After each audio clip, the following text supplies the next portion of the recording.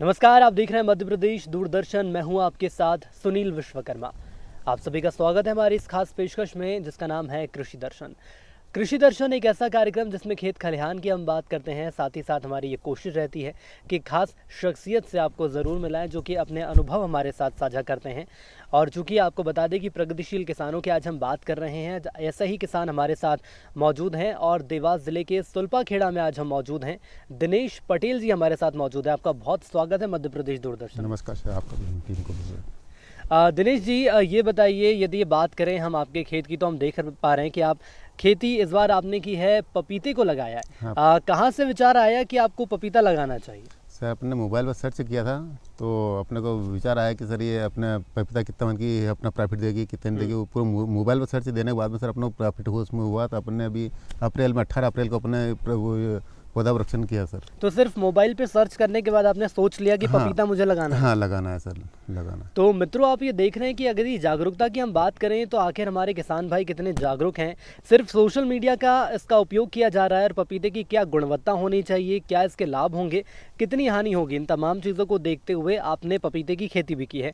अब बताइए कि क्या कुछ खास है। और हम देख पा रहे हैं कि काफ़ी गैप रखा हुआ है, दोनों पपीते के जो पेड़ हैं इसको जो कतार है इसमें काफ़ी डिस्टेंस रखा है। आखिर ऐसा क्यों, क्या कारण है इसके पीछे? सर इसकी जो दूरी है बेड की, तो ये 6 फीट की दूरी है और लंबाई में सर ये इस पपीते की उस पपीते की है 7 फीट की गैप सर इसमें। जी हाँ, ये गैप क्यों रखा जाता है? सर इसमें जो फल फूल है इसमें अच्छा उत्पादन देगा और जितनी सैकड़ा अपन छोटा साइज लेंगे उतना ही कम फल फूल लेगा सर। जितना सैकड़ा रहेगा उतना कम रहेगा और पत्ते से पत्ते की टकरार नहीं होगी इसमें। अच्छा। हवा भी लगनी चाहिए। अच्छा, तो जो गैप आपने रखा है इसके माध्यम से कहा जा सकता है कि सही अभी तक जा रहा है जो अपनी खेती की है? हाँ, सही जा रहा है सर। इसके अलावा ये भी बताइए कि यदि किसान भाइयों की हम बात कर लें तो कई ऐसे किसान भाई हैं जिन्होंने पपीता लगाया होगा, क्या उनको वाकई में उतना मुनाफा हुआ है जो उन्होंने सोचा था?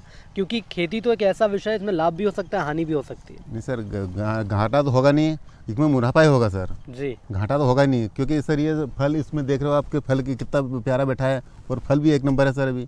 और अभी 18 अप्रैल का है सर, ये इतना मन का पौधा है इसमें और फल भी इतना प्यारा है इसमें। सही वक्त क्या होता है पपीते को तोड़ने का? सही वक्त है सर ये अभी करीब करीब 1 महीने के अंदर ये टूट जाएगा सर। और इसके अलावा ये बताइए कि पपीते की कई ये भी देखा गया है, दूसरे यदि देशों की मैं बात कर लूँ तो उनका आकार अलग रहता है लेकिन कम आकार में ही फल पूरा आता है। क्या इस विषय में कोई जानकारी है आपको? सर इसमें यही है कि अपन जो अपने जो हाथ घड़ी की दवाई है अपनी, ये केचुआ खाद है। जैसे अपना हाथ घड़ी दवाई है, नीम का पत्ता है, निम्बोली है, करंज का पत्ता है। यही आयुर्वेदिक अपने ये जो रासायनिक दवाई नहीं उड़ा रहे अपन सर, यही दवाई कर रहे हैं केचुआ खाद ने इनकी। हाँ, दूसरे दवाई रासायनिक नहीं दे रहे सर अपन। अच्छा, कौन से खाद ज़्यादा ज़रूरी हो जाते हैं इनको देने के लिए, इन पौधों को देने के लिए? सर अपने केचुआ खाद दे रहे हैं अभी तो। जी, केचुआ खाद और डीएपी दे रहे हैं, सल्फर नहीं, ये चीज़ दे रहे हैं सर। इसके अलावा पानी की क्या व्यवस्था आपने रखी है? सर ये पानी की अपने ड्रिप लगा रखी है, इसमें ड्रिप सिस्टमेट करते हैं सर अपन, टिपक से जाएगी। और डिपर के माध्यम से ये कहा जा सकता है कि सही जो निश्चित पानी होना चाहिए वो इनको मिल जाता है? मिल जाता है सर। इसके अलावा ये भी बताइए कि यदि मार्केट में हम जाते हैं तो पपीते के भाव आज के दौर में क्या चल रहे हैं? सर अभी पपीता की 40 और 45 रुपये किलो जा रही है सर। लेकिन वो भी निर्भर करता है कि आखिर पपीते की क्वालिटी क्या हम दे रहे हैं। सर पपीता क्वालिटी यही रहेगी सर, अपन जो बाजार मार्केट ले जाएंगे सर, ये पपीता जैसे ये थोड़े पकेगी उसके बाद में पेपर में लपेट के ही बाजार में ले जाएंगे, उसमें अपने जो मूल्य सही साथ मिल जाएगा अपने को सर। जी। अच्छा, ये बताइए कितनी आपके पास ज़मीन है और जहाँ तक मैं देख पा रहा हूँ पपीता ही पपीते लगा के रखे हैं आप? ये करीब करीब 1 बीघा की है सर पपीता। जी, एक पपीता में पूरा में बगीचा में है सर। ये तकरीबन कितना वक्त लग जाता है इस फसल को लगाने में और उसके बाद इसे तोड़ने में? सर ये 8 या 9 महीने में अपने फल हाथ में आ जाएगा अपने को। 8 से 9 महीने? हाँ, 8 से 9 मतलब ये कहा जा सकता है कि इसका जो फल है वो 1 साल के अंदर ही आपको पता चल जाएगा? हाँ, मैं पता चल जाएगा सर। और यदि लागत की हम बात कर लें तो आखिर कितनी लागत लगती है इसको लगाने में? लागत तो करीब करीब अपने सर इसमें 75,000 खर्चा आया है सर्विस में और ड्रिप सिस्टमेटिक अलग ही है सर। इसमें फल अपने ये पौधा अपने 45,000 रुपये का एक मिला हुआ अभी, तो 600 पौधे है तो 26,000 पौधे हो गए सर। ये उसके जो इसमें गोबरी दिया, केचुआ खाद भी दिया है अपने, NP DAP दिया, NP भी दिया अपन ने, बहुत सारा खाद दिया सर। अच्छा, इन्हें बीमारियों से बचाने के लिए क्या आप प्रयास करते हैं? सर बीमारी बचाने के लिए अपने जो आयुर्वेदिक दवाई है अपने, जैसे नीम के पत्ते हैं या करंज के है, धतूरा का है, 5 पत्ते अर्ग है, निम्बोली है, इस चीज़ का अपन प्रयोग कर रहे हैं सर इसमें। रासायनिक खाद का प्रयोग नहीं कर रहे सर। जी। इसके अलावा ये भी देखा जाता है कि कई ऐसे लोग हैं जिन्हें इसकी लागत सही नहीं मिल पाती, तो क्या कमियां देखते हैं उसमें? क्या ये कहा जा सकता है ठीक तरह से मॉनिटरिंग नहीं की जाती, या ये कहा जा सकता है कि बीमारियां आ जाती हैं और उस वक्त ध्यान नहीं दिया जाता? सर इसमें कोई जो घाटा रहता है तो उसके मॉनिटरिंग नहीं होती, उसको जैसे कि अभी निंदाई खुदाई हो रही है, इसमें कोई खरपतवार की चीज़ नाशक नहीं है, कुछ भी नहीं है इसमें। ये साफ सफाई और मच्छर वच्छर भी कोई भी नहीं आएगा इसमें। और इस पर वो अपने यहाँ इसको पौधा रोपण कर दिया, अपन घर में बैठे या गाँव में बैठे हैं, तो सर ये थोड़ी वो तो घाटा का सौदा रहेगा फिर। अच्छा, ये कैसे पता चलता है कि बीमारी इसमें लगने वाली है, तो हम पौधों को पहले से ही सुरक्षित कर लें? सर 8 या 4 दिन में अपन सर दवाई स्प्रे कर देते हैं अपन। अच्छा। हाँ, अपन कोई मॉनिटरिंग भी कुछ भी नहीं देखा कि पत्ता में कोई मिस्टेक हो रहा था, अपन दवाई स्प्रे कर देंगे सर। और हाथ घर दवाई है, कोई रासायनिक चीज़ की जरूरत नहीं है सर अपने। तो ये कहा जा सकता है अन्य फसलों के मुकाबले ये थोड़ा सा सस्ता किसान भाइयों को पड़ता है। हाँ, सस्ता किसान बहुत बड़े, इसमें कोई दवाई दारू के पैसे नहीं लगते सर। इसके अलावा निंदाई और गुड़ाई की आपने बात की है, कितना महत्वपूर्ण हो जाता है वो उस फसल के लिए? बहुत ज़रूरी है सर। जैसे निंदाई जो खुदाई कर देते हैं अपन, तो उसमें अपना पौधा का भी सुरक्षित रहेगा और मक्खा मच्छर से बचाव रहेगा, और अपना इल्ली उल्ली भी नहीं पड़ेगी इसमें। तो ये तमाम जानकारी आपने दिनेश जी हमारे साथ साझा की है, और ये कुल मिलाकर कहा जा सकता है कि यदि इस खेती की हम बात करते हैं, पपीते की खेती की बात करते हैं, तो तमाम ऐसी बातें हैं जिनका हमें ध्यान रखना होगा। निंदाई गुड़ाई से लेकर यदि बात कर लें सिंचाई की, तो सिंचाई का प्रबंधन भी सही होना चाहिए। इसके अलावा अंत में मैं आपसे ये भी समझना चाहूँगा, क्या उम्मीद रख रहे हैं आप मार्केट में? आखिर जो आपके फल जाएंगे तो कितना भाव आपको मिल जाए? सब ये करीब करीब अपना 45-50 का भाव नहीं होता ना, अपना 30-40 का मिल जाएगा सर, ये अपनी उम्मीद है अभी तो। और अपने फल में क्वालिटी भी है सर, एक नंबर शाइनिंग भी है, पौधा भी छोटा है, एक नंबर बढ़िया है, फल फूल में भी अच्छा है। अच्छा, ये देखा जाता है पपीता जो मार्केट में रहता है, हर पपीता एक जैसा नहीं होता है। कई पपीते ऐसे होते हैं जिनकी क्वालिटी बहुत अच्छी होती है, कुछ पपीते ऐसे होते हैं जो शाइन नहीं मारते, तो उनका दाम ऑटोमेटिकली कम हो जाता है। आखिर आपके पपीतों में ऐसा क्या खास रहेगा? सर ये अपना हाथगढ़ दवाई है, इसमें सर शाइनिंग तो रहेगी सर, एक नंबर है। और रासायनिक चीज़ में अपन प्रयोग करते नहीं है सर। अभी फल कितना प्यारा है सर, इसमें पूरे बगीचे में देख लो, बहुत प्यारा फल है। और इसमें अभी क्षमता और बढ़ने की है सर, अभी 1-1.5 महीना भी कंप्लीट हाथ में आएगा फल ये। अच्छा, ये भी कहा जाता है कि पहले पपीते को तोड़कर रख लो और उसके बाद उसको पकने दो। इस बात में कितनी सच्चाई है, कितना इत्तेफाक रखते हैं सर? अपन तो तोड़ने की उम्मीद तो नहीं रखेंगे, पालने रहेंगे अपन तो। डायरेक्ट यहाँ से पका हुआ, यहाँ से डायरेक्ट मार्केट ले जाएंगे।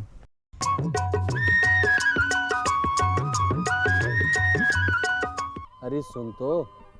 मुझे क्या सुनाना चाहते हो? जो सुनाओ मेरी सौतन को। किसको? अरे वही तुम्हारा मोबाइल फोन, जिससे सुबह शाम दिन रात चिपके रहते थे और कहते थे किसान कॉल सेंटर से बातें हो रही हैं।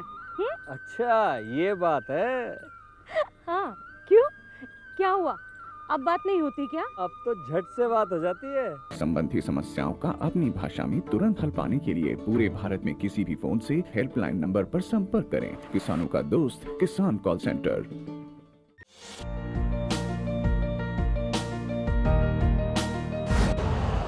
यूरिया का स्वदेशी उत्पादन 70 लाख टन बढ़ाने के लिए 6 उर्वरक संयंत्रों का उद्धार किया जा रहा है। FCIL के गोरखपुर, सिंदरी, तलचर और रामागुंडम संयंत्र, HFCL की बरौनी इकाई और BVFCL की नामरू फोर्थ। सोने पर सुहागा ये है कि देश में अब बनेगा सिर्फ नीम लेपित यूरिया, क्योंकि इससे होगा किसानों का फायदा ही फायदा। अनाज का उत्पादन 10% तक बढ़ेगा, बढ़ेगी 10 से 15% नाइट्रोजन क्षमता।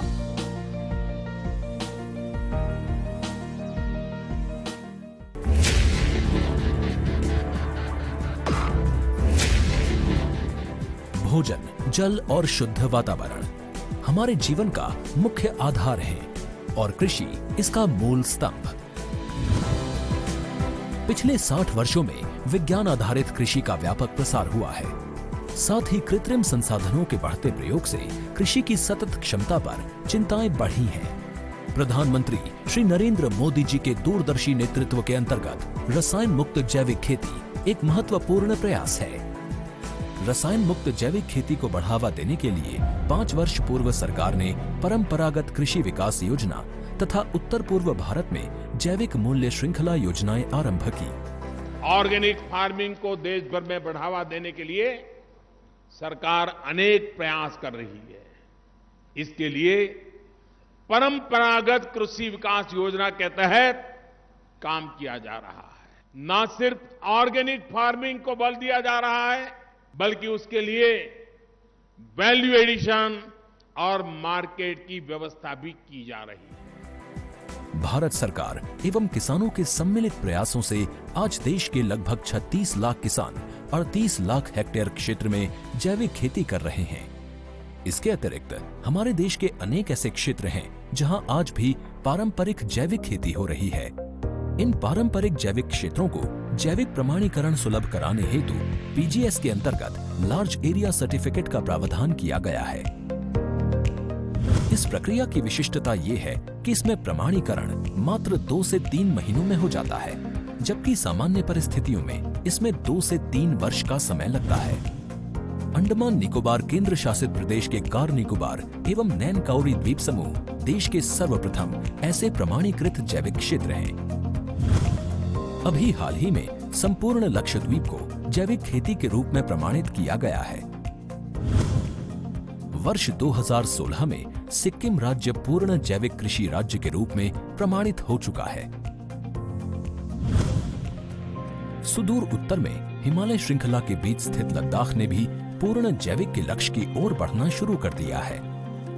जैविक उत्पादों को बाजार सुलभ कराने तथा किसानों की उपभोक्ताओं तक पहुंच बनाने के लिए एक समर्पित जैविक खेती पोर्टल भी बनाया गया है। जैविक खेती पोर्टल के जानकारी मंच और विपणन मंच के माध्यम से किसानों को उच्च गुणवत्ता उत्पादन तथा बाजार उपलब्ध कराया जा रहा है। आशा है देश के सभी राज्य अपने जैविक क्षेत्रों का विस्तार करेंगे और देश में जैविक कृषि क्रांति को मजबूत करने में योगदान देंगे। जैविक उत्पादों की देश और विदेशों में बढ़ती मांग तथा जैविक उत्पादों का बढ़ता बाजार, किसानों की उपभोक्ताओं तक पहुंच तथा जैविक एफपीओ द्वारा जैविक कृषि व्यापार में भागीदारी हमारे किसानों को अपनी आय बढ़ाने का अवसर दे रहा है। पिछले 5 वर्षों में जैविक कृषि उत्पादों का निर्यात दोगुने से अधिक बढ़कर 7,000 करोड़ रुपए से अधिक का हो गया है और इसमें प्रतिवर्ष 20% से अधिक की वृद्धि हो रही है। उम्मीद है पारंपरिक क्षेत्र के किसान भी इस बढ़ते बाजार से लाभान्वित होंगे और जैविक कृषि आंदोलन को आगे बढ़ाएंगे। किसानों की मुस्कान समृद्ध हिंदुस्तान की है पहचान।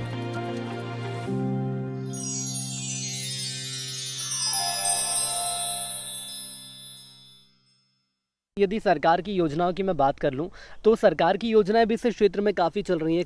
ऐसी कौन सी योजना है जिसका फ़ायदा आपको हुआ है? सर अपने सरकार का ड्रिप सिस्टम का अपना फ़ायदा लिया है सर, और बहुत सारी योजना और सरकार की अपने को अभी फ़ायदा लिया नहीं। अभी अपना खेती बाड़ी में लगे हुए सर, फ़ायदा तो लेंगे अपन, देती रहेगी सरकार।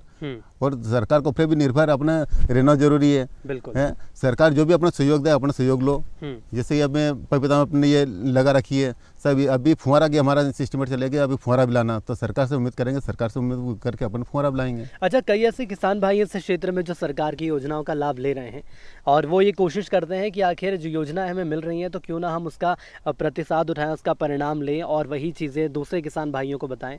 तो आप ऐसे किसानों से मुलाकात करते हैं? करते हैं सर, करते हैं। क्या कहना रहता है उनका? सर उनका कहना था कि जो भी सरकार के अपने जो फ़ायदा दे रही है उसका फ़ायदा लो, और जो फ़ायदा लेने के बाद में भी उसको लोग सरकार से फ़ायदा रहे उसके बाद में उसको व्यर्थ मत रह जाने दो, उसको प्रयोग में लो, तो वही सक्सेस हो पाएंगे, नहीं तो सक्सेस नहीं हो पाएंगे।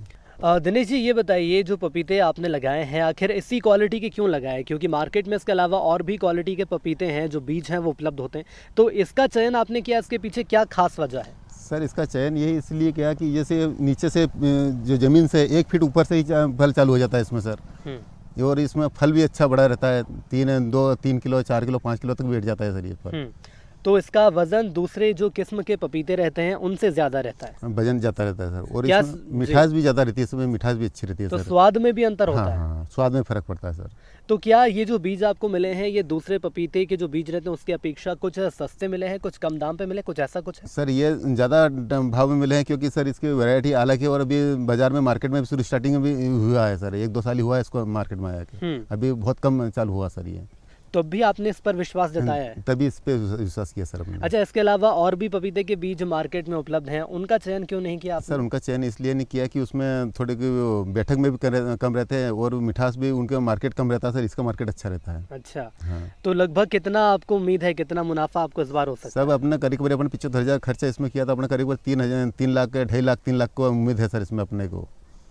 चलिए दिनेश जी, उम्मीद ये होनी भी चाहिए, इतनी मेहनत भी क्योंकि किसान भाई करते हैं। इसके अलावा ये भी बताइए कि यदि वक्त की बात कर लें तो और कितना वक्त इनको लग जाएगा तैयार होने में सर पूरी तरह इसको से? करीब करीब 1 महीना या 1.5 महीना में करीब में हाथ में आ जाएगा सर ये फल।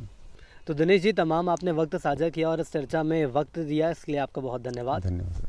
तो किसान भाइयों, ये कहा जा सकता है कि यदि सोशल मीडिया की हम बात करें तो ये माना जा सकता है कि सोशल मीडिया के सहारे आपने पपीते की खेती की जानकारी जुटाई, उसके बाद बीज खरीदे, तकरीबन 75,000 रुपये की लागत भी इसमें लग गई है। और अब यदि मुनाफे की बात करें तो इन्हें ये उम्मीद है कि तकरीबन 2 से 2.5 लाख रुपये का या 3 लाख रुपये का मुनाफा हो सकता है। लेकिन अब देखने वाली बात यही होगी कि जो प्रयोग इन्होंने किया है ये आने वाले वक्त में कितना सफल साबित होगा। सफल इसलिए भी हो सकता है क्योंकि ये जागरूक हैं, तमाम जानकारियाँ इन्होंने जुटाई है और परंपरागत खेती से हटकर आधुनिक खेती की ओर ये आगे बढ़े हैं। और यदि आत्मनिर्भरता की हम बात करें तो सरकार की भी यही कोशिश है कि कैसे हम आत्मनिर्भर बन सकते हैं और उसी दिशा में हमारे प्रदेश के किसान भी आगे बढ़ चले हैं। और इसी के साथ कृषि दर्शन के संग में इतना ही, मुझे दीजिए इजाजत और अंत में अब नजर डालेंगे खबरें खेती की पर। किसान भाइयों नमस्कार, खबरें खेती में आपका स्वागत है। आइए नजर डालते हैं आज की खास खबरों पर।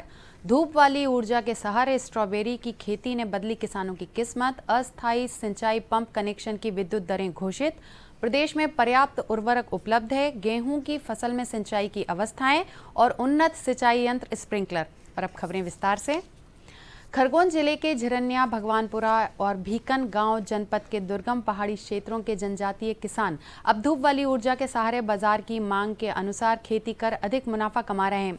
कुछ समय पूर्व तक ये किसान भाई बिजली आने के इंतजार में सिर्फ एक फसल ले रहे थे। कुछ किसान डीजल पंप के सहारे दूसरी फसल भी ले लेते थे जो अत्यंत खर्चीला होता था तथा उन्हें बहुत कम मुनाफा मिल पाता था। इस तरह मुख्यमंत्री सोलर पंप योजना उनके लिए वरदान साबित हो रही है। खरगोन जिले के 535 जनजातीय किसानों के खेतों में 1460 किलोवाट क्षमता के सोलर पंप लगाए गए हैं। दुर्गम पहाड़ी क्षेत्रों में सोलर पंप के माध्यम से खेती क्रांतिकारी बदलाव है। अब यहाँ के किसान साल भर खेती करते हैं तथा बेहतर मुनाफा कमाते हैं। राज्य शासन के निर्णयानुसार मध्य क्षेत्र विद्युत वितरण कंपनी द्वारा भोपाल, नर्मदापुरम, ग्वालियर एवं चंबल संभाग के 16 जिलों के ग्रामीण क्षेत्र के कृषि उपभोक्ताओं के लिए अस्थायी सिंचाई पंप कनेक्शन के लिए सिंगल फेज एवं 3 फेज के लिए नई विद्युत दरें लागू कर दी गई हैं। कंपनी द्वारा जारी दरों के अनुसार अब ग्रामीण क्षेत्र के कृषि पंप उपभोक्ताओं को 3 माह के लिए सिंगल फेज 1 HP अस्थायी कृषि पंप कनेक्शन के लिए फिक्स चार्ज, एनर्जी चार्ज सहित देय राशि 4,222 रुपये के स्थान पर अब राज्य शासन द्वारा देय सब्सिडी सहित कुल 1,843 रुपये का ही भुगतान करना होगा। इसी प्रकार 3 फेज अस्थायी 3 HP कृषि पंप कनेक्शन लेने वाले को 3 माह के लिए फिक्स चार्ज, एनर्जी चार्ज सहित कुल 4,879 रुपये ही देना होगा। कंपनी द्वारा अस्थायी कृषि पंप कनेक्शन की जारी नई दरें 1 नवंबर 2021 से प्रभावशाली हो चुकी हैं।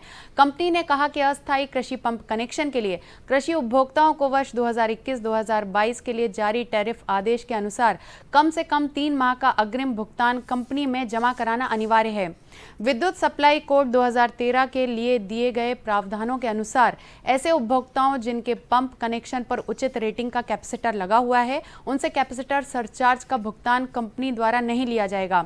कंपनी ने बताया कि मध्य प्रदेश विद्युत नियामक आयोग द्वारा जारी टैरिफ आदेश के अनुसार अस्थायी कृषि पंप की दरों का निर्धारण किया गया है। त्रैमासिक आधार पर MP power management company Jabalpur द्वारा ईंधन प्रभाव की गणना की जाएगी।